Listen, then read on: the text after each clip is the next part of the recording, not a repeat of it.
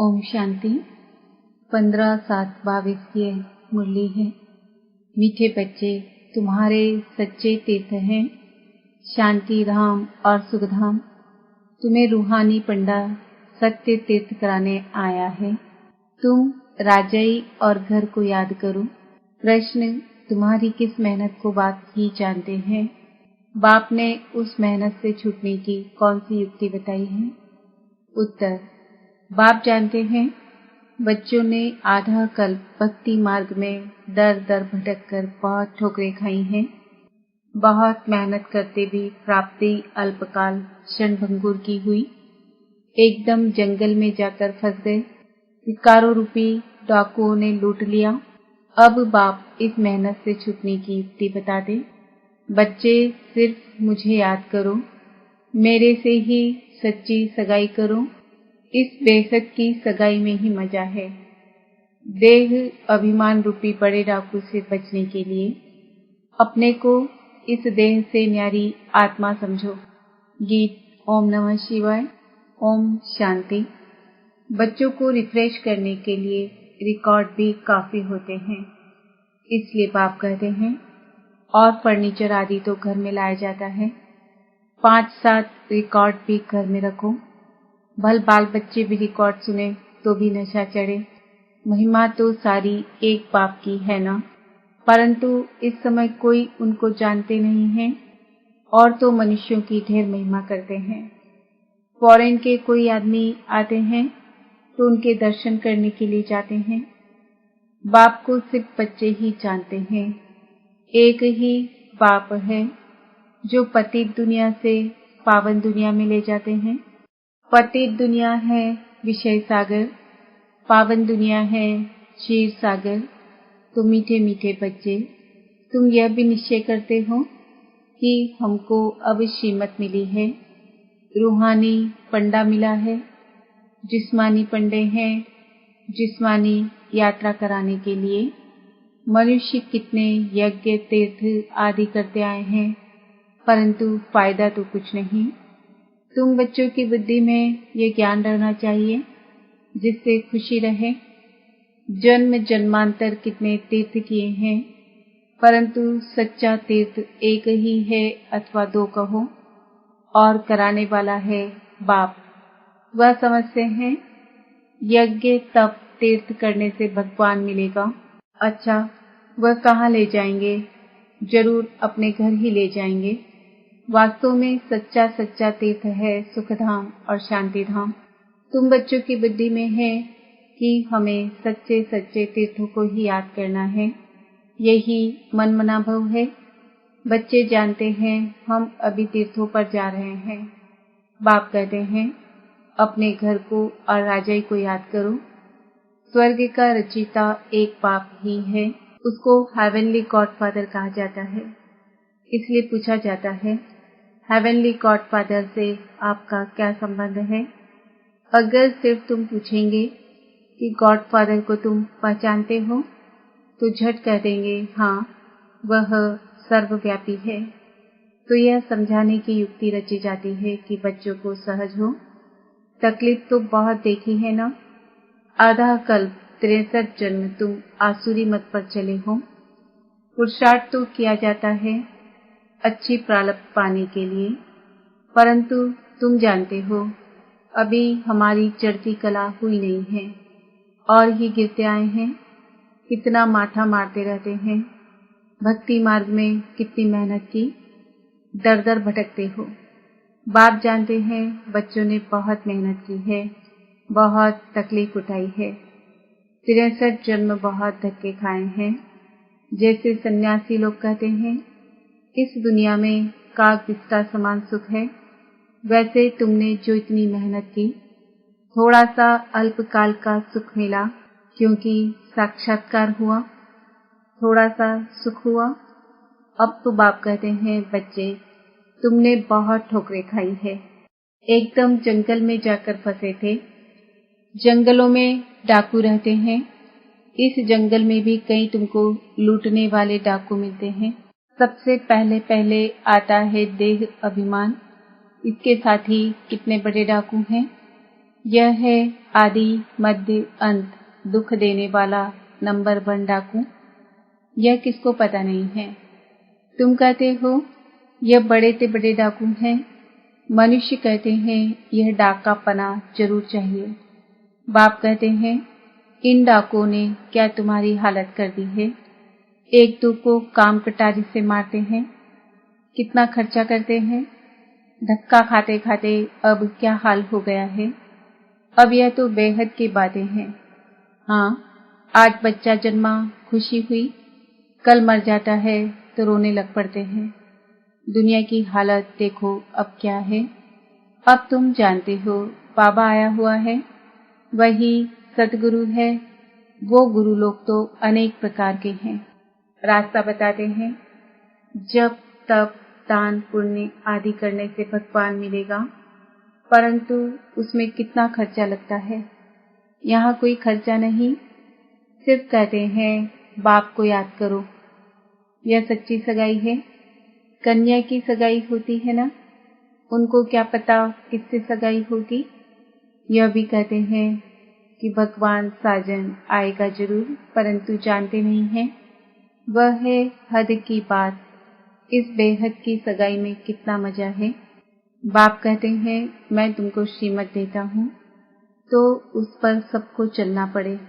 तुम जानते हो कल्प कल्प श्रीमत मिलने से ही भारत श्रेष्ठ बनता है। भारत को ही पैराडाइज कहते हैं। सेंसिबल जो हैं वह समझेंगे बरोबर पैराडाइज भारत ही था। भारत में ही गॉड गॉडेज का राज्य था। तुम उन्हें समझा सकते हो कि भारत जब हेवन था उस समय तुम थे नहीं, कोई भी नेशनलिटी नहीं थी। गॉड गॉडेज का राज्य समझते थे। कृष्ण को ही कभी लॉर्ड कभी गॉड कह देते हैं। श्री कृष्ण का ही मान है। लॉर्ड क्यों कहते हैं? क्योंकि उनको भगवान समझते हैं। गीता के भगवान ने सबको सद्गति दी है, नाम कृष्ण का डाल दिया है, इसलिए कृष्ण का बहुत मान है। कहते हैं कृष्ण सांवरा, कृष्ण गोरा, श्याम सुंदर। कैसे कैसे काले चित्र बनाते हैं। काली माता बनाई है कलकत्ते की। आसपास जहां तहां काली के ही मंदिर होंगे। जगदम्बा के चित्र भी किस्म किस्म के बनाते हैं। अभी तुम्हारी बुद्धि खुल गई है। ये कौन बैठकर समझाते हैं? सतगुरु, सत बाबा, सत शिक्षक, उनका नाम है सच। सच बोलने वाला, सच जानने वाला। ग्रंथ सुखमनी में उनकी बहुत महिमा है। वह आकर सचखंड की स्थापना करते हैं और मनुष्यों को ऐसा सच्चा बनाते हैं। तुम सबको सच बताते हो। सिख लोगों को भी समझाना तो बहुत सहज है। वह अकाल तख्त को भी मानते हैं। सत्य श्री अकाल का तख्त है यह। विचारों को कुछ भी पता नहीं है कि सत्य श्री अकाल किस तख्त पर बैठते हैं। आत्मा शरीर रूपी तख्त पर बैठती है। कितना बड़ा तख्त है। बाप आकर इस तख्त पर बैठते हैं। यह है अकाल तख्त। ज्ञान सागर बाप इसमें बैठ हमको मुक्ति, जीवन मुक्ति की राह दिखा रहे हैं। ब्रह्मांड सृष्टि के आदि मध्य अंत की सब बातें समझाते हैं। जिस बात को कोई नहीं जानते हैं। सब अपनी अपनी बड़ाई में मस्त हैं। तुम्हारी मस्ती देखो कैसी है। तुम जैसे मास्टर नॉलेजफुल बन गए हो। अब तुमको सारी नॉलेज मिली है। जानते हो टीचर पढ़ाते हैं तो साथ में आशीर्वाद भी होती है। मांगने की दरकार नहीं रहती। टीचर का काम है पढ़ाना, पढ़ना तुम्हारा काम है। तुम्हारी बुद्धि में यह नॉलेज ही फुल होनी चाहिए। नाटक में सभी एक्टर्स बुद्धि में रहते हैं ना। इस बेहद के नाटक के भी मुख्य एक्टर्स देखो। बाप भी कैसे आते हैं, कैसे नॉलेज सुनाते हैं, कितने विघ्न पड़ते हैं। अबलाओं पर अत्याचार होते हैं। कोई पति अपनी स्त्री के लिए धन छोड़कर जाते हैं, परंतु बच्चा नालायक निकल पड़ता है जो माँ को भी दुखी करता है। बाबा तो अनुभवी है। बाबा ने रथ भी अनुभवी लिया है। गावड़े का छोरा कहते हैं। कृष्ण तो विश्व का मालिक था, उनको थोड़े ही गावड़े का छोरा कहेंगे। वह तो गोरा था, वैकुंठ का मालिक था। जब सांवरा बनता है तब गांव में रहता है, तो कृष्ण ही अंतिम जन्म में गांव का छोरा कैसे बना है, यह तुम जानते हो। बाबा खुद भी पंडर खाते हैं, हम क्या थे? अभी बाबा को मालूम पड़ा है श्रीमत द्वारा, तुमको भी मालूम पड़ा है, पंडर है ना, कितना बड़ा मालिक और फिर कितना नीचे आ जाते हैं। काम चिता पर चढ़ने के बाद फिर गिरते आए हैं। अभी तुम समझते हो कि कृष्ण को कांवड़े को छोरा क्यों कहते हैं। खुद पापा बतलाते हैं, पहले क्या थे अब क्या बने हैं। तत्व अब तुम समझते हो कहाँ की बात कहाँ ले गए हैं। श्याम सुंदर का अर्थ भी अब समझा है। हम भी ऐसे थे, हमने भी 84 जन्मों का चक्र लगाया है। अब नाटक पूरा होता है, अब जाते हैं अपने घर। बड़ी सहज बात है। बाप कहते हैं माँ में कम याद करते रहो और वर्षे को याद करो, सबको रास्ता बताओ। ज्ञान अंजन सदगुरु दिया, अज्ञान अंधेर विनाश। गायन भी कितना अच्छा है। अंधेरे के बाद फिर सोजरा होता है, ब्रह्मा का दिन और ब्रह्मा की रात। तुम्हारी बुद्धि में अब सारा राज आ गया है। जानते हो अभी हम संगम युग पर बैठे हैं। सब अभी गए कि गए अपने घर। बाबा सन्मुख बैठ बच्चे बच्चे कहते हैं, ब्रह्मा मुख द्वारा इस रथ में बैठे हैं। वही ज्ञान का सागर है। यह ब्रह्मा फिर हो जाता है मास्टर ज्ञान का सागर। ज्ञान सागर पतित पावन इस तन में है। खुद भी कहते हैं कि मैं इस तन में आता हूँ, नहीं तो किसके तन में आऊं? जो ब्राह्मण भी बनाऊं और नॉलेज भी दूं। क्या बैल में आऊंगा? आजकल बैल के मस्तक पर भी शिवलिंग बनाते हैं, तो ब्राह्मण भी जरूर चाहिए। तो ब्राह्मण कहाँ से आए? जरूर एडॉप्ट करना पड़े ब्राह्मणों को। अभी तुम ब्राह्मण बने हो, फिर देवता क्षत्रिय बनेंगे। जिस्मानी ब्राह्मणों की बात नहीं है, वह है कुक वंशावली। तुम ब्राह्मण हो मुख वंशावली। तुम अच्छी रीति समझा सकते हो। ब्रह्मा द्वारा स्वर्ग की स्थापना, वह ब्राह्मण तो ये जानते ही नहीं, वह यह ज्ञान कहाँ से लाए। बाप अच्छी रीति समझाते हैं। बच्चे जितना हो सके और झरमई चुकमई छोड़ दो। शरीर निर्वाह अर्थ तो धंधा आदि भी करना ही है। बाकी जो समय मिले मौज पिलबेट बाप को याद करना है। वह भी बच्चों को इतना प्यार करते हैं।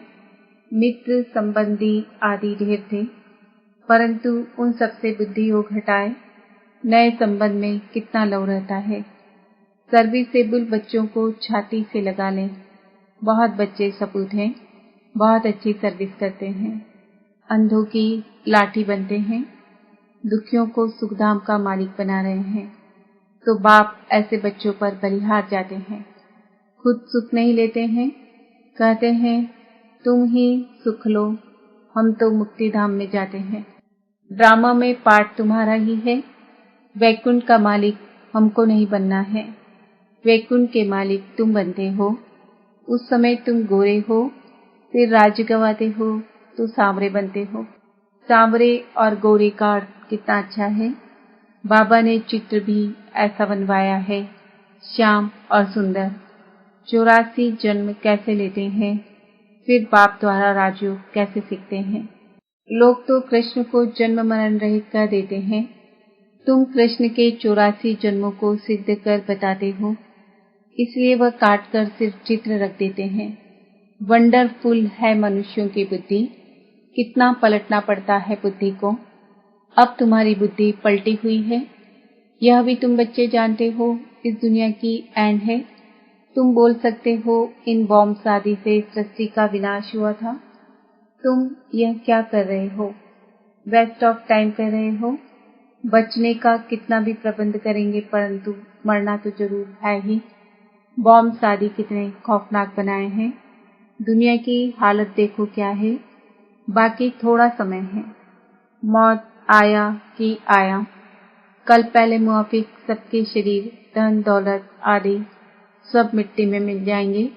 बाकी हम सब आत्माएं बाबा के पास जाकर पहुंचेंगी, फिर अपनी राजधानी में आकर डांस करेंगे। अच्छा, मीठे मीठे सिकिंदे बच्चों प्रति माता पिता बाप दादा का याद प्यार और गुड मॉर्निंग।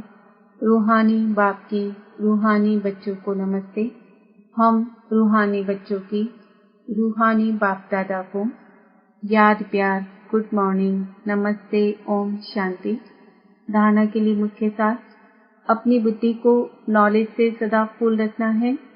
बाप से आशीर्वाद व कृपा मांगने के बजाय पढ़ाई पर पूरा ध्यान दें। अपने ऊपर आप ही कृपा करनी है। दुखियों को सुखधाम का मालिक बनाने की सेवा करनी है। ऐसा सपूत सर्विसेबल बनना है जो बाप भी बलिहार जाए। वरदान, मन बुद्धि की एकाग्रता द्वारा हर कार्य में सफलता प्राप्त करने वाले कर्मयोगी भव। दुनिया वाले समझते हैं कि कर्म ही सब कुछ है, लेकिन बाप दादा कहते हैं कि कर्म अलग नहीं, कर्म और योग दोनों साथ साथ है। ऐसा कर्मयोगी कैसा भी कर्म होगा उसमें सहज सफलता प्राप्त कर लेगा, चाहे स्थूल कर्म करते हो चाहे अलौकिक करते हो, लेकिन कर्म के साथ योग है, माना मन और बुद्धि की एकाग्रता है तो सफलता बंधी हुई है। कर्मयोगी आत्मा को बाप की मदद भी स्वतः मिलती है। स्लोगन, बाप के स्नेह का रिटर्न देने के लिए अंदर से अनासक्त व मनमना भाव रहो। आज का सम्मान है, मैं आत्मा सहज सफलता प्राप्त करने वाली हूँ। ओम शांति।